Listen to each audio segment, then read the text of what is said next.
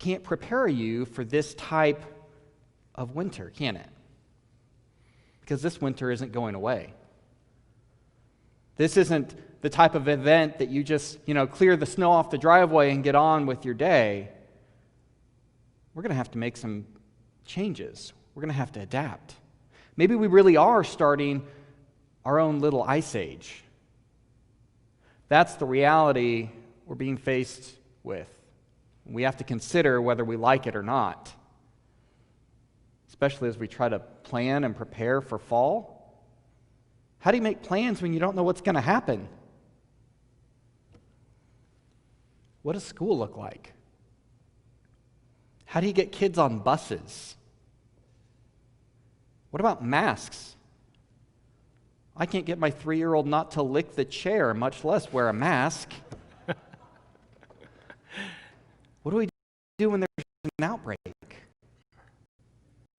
How long can we do this? It's no longer looking like a blizzard where we can just hunker down and wait. That day has come and gone, my friends. It's no longer looking like just a winter where, just a couple more weeks and we'll get through it. We're having to wrestle with the reality that nobody's quite ready for. As our church and as all nonprofits, we are going to have to develop new strategies, new tactics, new financial models, and new community partnerships to function and to thrive in this strange and emerging world.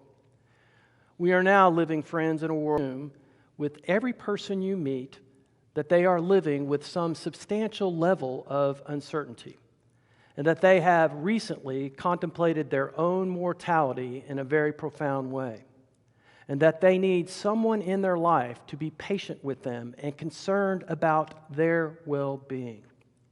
So, my friends, I think Jesus is inviting us this morning to sow seeds in the middle of a snowstorm.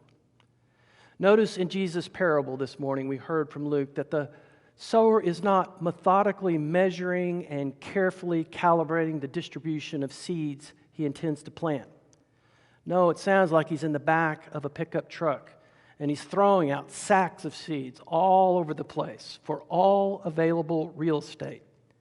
A careful reading of Jesus' parable reminds us that the sower is almost reckless and excessive in what he's willing to try, tossing seeds in soil and in places that have so little chance of thriving, much less surviving. Yet that's what he does. But maybe our God and the Lord that we follow, maybe they are more clear-eyed and realistic than we are. We often have no idea of what will work until we try. Isn't that the truth? And aren't we often lousy at predicting how people will respond to this or that? The only way forward in this pandemic is to continue to innovate and to experiment as quickly, as safely as we can. The community that we serve, Edmond, there are people in our community that are looking for redemptive leadership. They are waiting for redemptive entrepreneurship that will guide them and lead them into a radically changed world safely. We don't have to have all the answers, friends. We don't have to pretend that we know what comes next. But as people of faith, we must act, and we must experiment, and we must lead so that people will not lose trust in the faith community, and so that they will not fall into despair, believing that God has given up on any of us. So how do we go forward? As Christians, we go forward, I think, with clear-eyed realism and unparalleled hope. We get up every morning and we shower. We brush our teeth. We look into the mirror and we say out loud, we are one day closer to a vaccine. We are one day closer to new therapeutic treatments.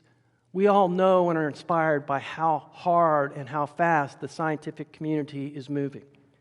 And each day, as we're still looking in that mirror, we mark that day. I have one less day of wearing this stupid mask. I have one less day of wanting to brush my teeth every 6 minutes. For we are called to be the church. We are the people who are called to sow seeds of hope and celebration. Now, I know this season the celebrations are going to be very small, but we must claim all of them Because claiming those small things we succeed and that we invent and that we figure out how to do, they give us confidence that we are moving forward.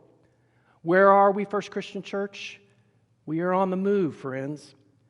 Mark, can you share with us what this has been like for you and what we're doing that gives you confidence as one of the clergy leaders of this organization?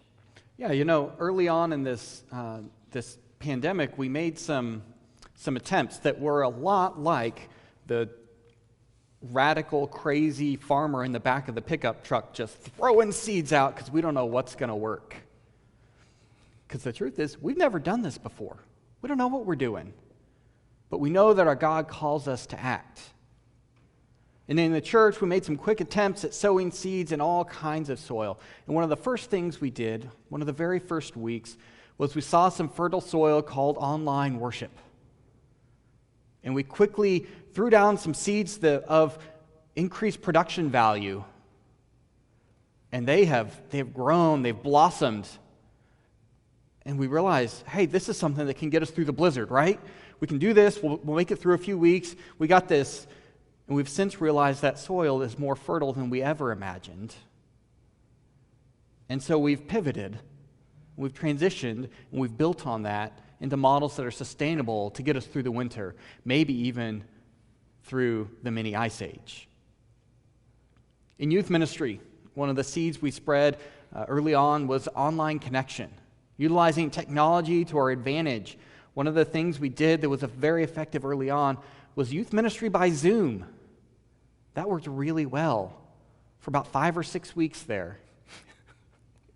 And then we realized, okay, I think that soil is about out of nutrients. Because the reality, as sick and tired as all of you are of Zoom, your teenagers are more sick and tired of Zoom. And so we got our youth there, we built connection, and we realized we don't need to try to continue this because it's what we've always done for the last 6 weeks. But what's next? So we pivoted and we started meeting outside in the park. It was only a heat index of 115 last Wednesday. Perfect day for football. But we're finding fertile soil in places we may not have expected it. And we're finding that more often than not, we don't know how or if things are going to work until we try it.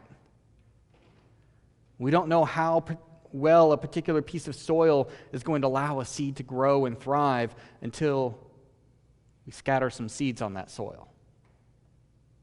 A few weeks ago, we tried drive-in worship. That was pretty cool. Well, it wasn't cool, it was really stinking hot. But maybe in the fall it might be cool. We launched a new website. We're trying Vacation Bible School online this week. Online Vacation Bible School? Friends, you don't know till you try. And we're trying to make plans for the fall. I don't know what it's going to look like. But you don't know till you try. What's next? Yesterday we celebrated the 4th of July, and we remembered that we live in a country that protects the free exercise of religion.